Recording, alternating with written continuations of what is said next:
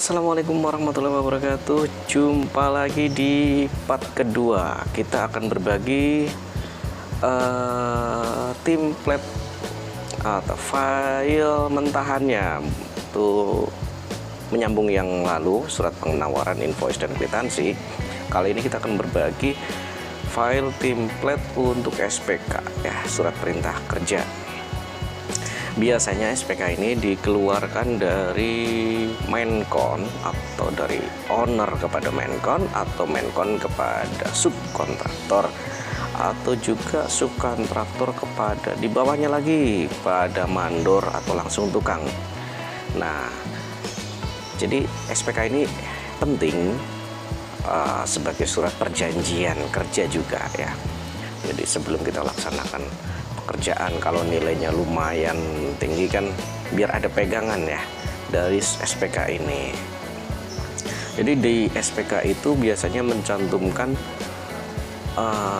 perjanjian kerja udah pasti ya. Yang kedua poin-poin pekerjaannya ya. Poin-poin pekerjaannya biar lebih lengkap lagi dengan nilai satuannya ya. Selain PO purchase order juga ada SPK ya. Nah, di sini kita akan berbagi file SPK.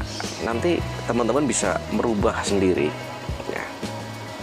Merubah nilai-nilainya atau merubah perjanjian kerja ini antara siapa dengan siapa. Jadi biar pekerjaan kita lebih tenang ya, karena kita udah punya pegangan SPK ini. Contohnya seperti ini. Nanti teman-teman bisa download seperti biasa di link description. Akan saya bagi filenya, download gratis ya. Banyak juga yang udah download tapi ternyata dia belum subscribe ya. Jadi kita tahu yang udah subscribe atau belum. Jadi nanti gratis ini file ya, jadi cukup subscribe aja, pasti kita langsung izinkan ya, karena walaupun file gratis di sini perlu izin ya. Tuh, contohnya seperti ini nih. Kita lihat di belakang, kita buka satu-satu nih. Ini kenapa saya kosongin ini, nanti kalau misalnya punya kop surat, kop suatu perusahaan atau CV atau sebagainya, nanti kopnya ada di sini. Nah, di SPK ini mencantumkan begini. Pada hari ini Senin, ini sebagai contoh aja ya, sebagai hari Senin 17 Januari 2022, kami dalam hal ini sebagai pemberi tugas nih, biasanya si kontraktor ke bawahnya subkontraktor atau kontraktor ke subkontraktor ya. Nah, di sini dicantumkan nama siapa, nomor KTP, alamat, dan sebagainya untuk proyek ya, proyek yang lagi dikerjakan ya. Ini agak spesifik contohnya karena untuk untuk pekerjaan kusen aluminium, pecahan ACP dan sebagainya ya. Tapi lebih spesifik di fasad aluminium atau di kusen atau di apa ya. Di sini nanti bisa ditambahkan atau dikurangin nilainya, misalnya nih kusen volumenya berapa meter. Nah, di sini ada totalnya ada berapa ya kan? Total unitnya, misalnya satu project di perumahan misalnya ada 48 unit. Nah, dikalikan totalnya berapa meter nih, meter lari misalnya, dikalikan harga satuan. Harga satuan itu biasanya harga satuan per meter lari untuk kusennya, biasanya seperti itu. Ini teman-teman lebih pengalaman ya. Ada pintu, ini biasanya volume ini unit, dalam bentuk unit.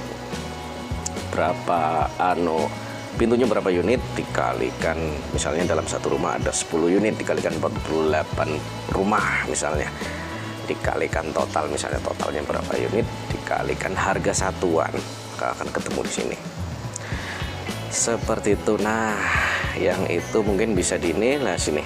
Adapun ketentuan-ketentuan sesuai berikut. 1.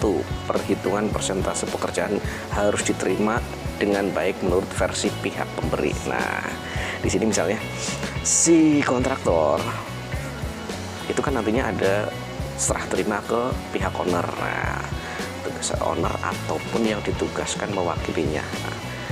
Nah, nanti pekerjaan itu dianggapnya yang bisa diterima itu yang dibayar, ya, bisa diterima oleh owner, bisa di BAST-nya nanti, berita acara serah terima. Nanti akan saya berikan juga di channel selanjutnya mungkin ya, di konten selanjutnya maksudnya.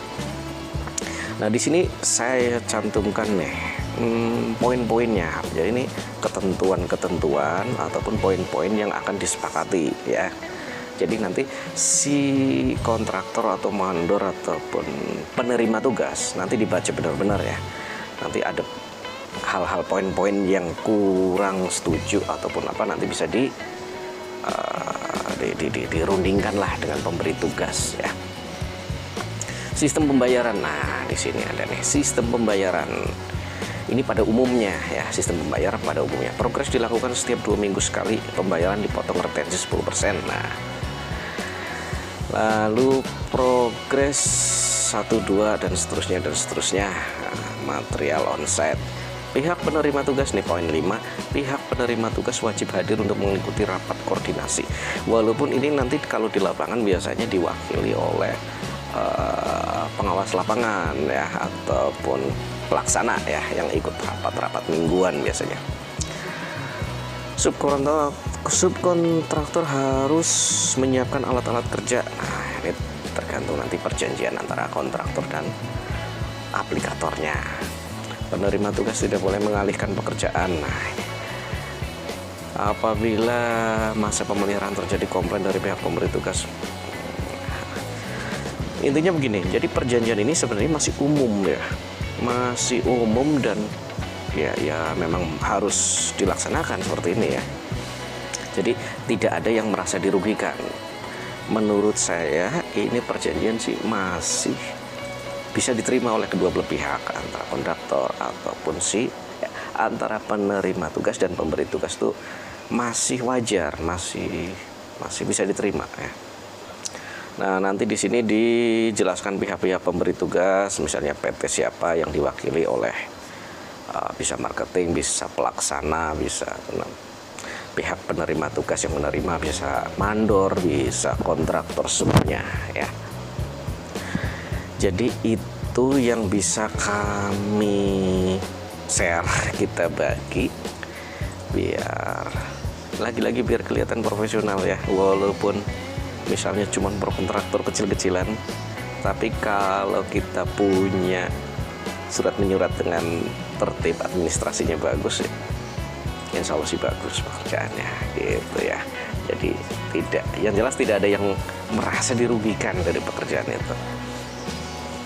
Baik, jangan lupa nanti di download aja ya, di link description saya kasih linknya untuk download gratis, termasuk link untuk cara downloadnya. Cara downloadnya misalnya masih bingung, banyak sekali yang nanya ya, bisa langsung WA ataupun di kolom komentar bertanya gimana sih cara downloadnya. Saya cantumkan linknya, nanti ditonton aja gimana sih caranya. Mudah sekali kalau sudah subscribe ya, nih lagi ada catatan, udah subscribe itu ketahuan dari sini ya. Udah subscribe, download aja, klik langsung lari ke Google Drive langsung minta izin. Kalau lagi tidak sibuk sih langsung saya izinkan, langsung download dan langsung tersimpan di Google Drive teman-teman semua. Baik, itu saja yang bisa di share kali ini. Jangan lupa ini ada, saya udah siapkan. Jadi surat menyurat yang selanjutnya, misalnya BAST, berita acara serah terima, berita acara pemeriksaan pekerjaan, progresnya bagaimana, cara menghitungnya, formatnya seperti apa, nanti di konten selanjutnya kita akan berbagi. Terima kasih, semoga bermanfaat. Assalamualaikum warahmatullahi wabarakatuh.